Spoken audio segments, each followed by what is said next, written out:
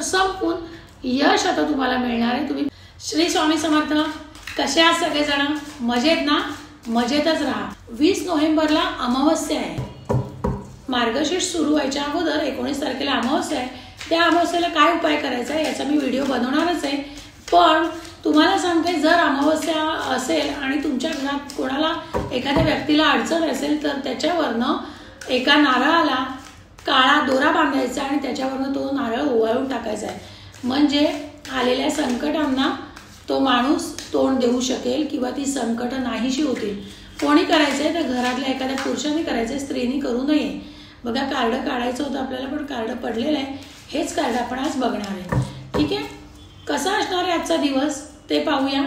पण त्या अगोदर मी सांगितलेला उपाय कळाला का? नसेल कळाला तर कमेंट बॉक्समध्ये विचारा, मी पुन्हा त्याचा सेपरेट व्हिडिओ बनवेन आणि तुम्हाला पाठवेन।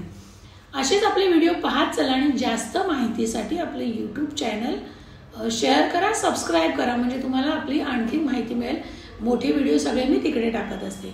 2 कार्ड पडलेले आहेत। एक सनचं पडलेलं आहे, एक मूनचं पडलेलं आहे, एक द मून, पण तो मून आहे उलट, आणि एक किंग ऑफ वँड्सचं कार्ड पडलेलं आहे। बघा, किंग ऑफ वँड्सचं कार्ड तर चांगलंच आहे, म्हणजे तुम्हाला यश मिळणार आहे। तर पहिलं कार्ड आपण बघतो की मूनचं जेव्हा कार्ड पडतं तेव्हा आपण बघतो की विचार ह्या व्यक्तीला जास्त आहेत, पण ही व्यक्ती खूप विचार करते, कुठल्या तरी संकटात आहे किंवा तिचं स्वास्थ्य बिघडलेलं आहे।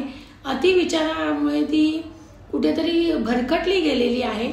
तर असं ते असतं, पण हे उलटं कार्ड आहे, त्यामुळे ही व्यक्ती आता विचारातनं बाहेर पडणार आहे। जे काही म्हणजे उलटा कार्ड असेल तर त्याचा अर्थ उलटा आपण घ्यायचा असतो। तर आता ही व्यक्ती जे तुम्हाला आत्तापर्यंत जे विचार होते त्यातून तुम्ही बाहेर पडणार। मग ते कुठल्याही संदर्भात असू दे, तुमचे पर्सनल जे प्रॉब्लेम होते ते आता कमी होणार आहेत आणि त्या विचारांमधनं तुम्ही बाहेर पडणार आहात। किंग ऑफ वँड्सचं कार्ड आहे। आता वँड्स म्हटलं तर परत अग्नितत्व आलंय, म्हणजे हा राजा जो बसलेला आहे, आनंदी राजा कधी पण आनंदी असतो आणि प्रजेसाठी असतो। तर आता बरीचशी कामं तुमची होताना तुम्हाला दिसणार आहे। जे तुमचं आता आहे काही कार्ड पडलं ते विचारांचं होतं, ते विचार संपून यश आता तुम्हाला मिळणार आहे। तुम्ही पुढे जाणार आहेत, म्हणजे जे काही तुम्ही आत्तापर्यंत निगेटिव्हिटी होती तुमच्याकडे ती संपलेली आणि पुढे सगळं पॉझिटिव्ह, सगळं छान छान दिसतंय। तर बघा, हे कार्ड आलेलं आहे ते चांगलं आहे। राजाचं कार्ड आहे आणि वँड्सचं कार्ड आहे, म्हणजे राजाच्याच राशी आहेत सगळ्या, मेष, सिंह आणि धनु अशा। तर या राशी गप्प बसणाऱ्या नसतात, मी नेहमी सांगते।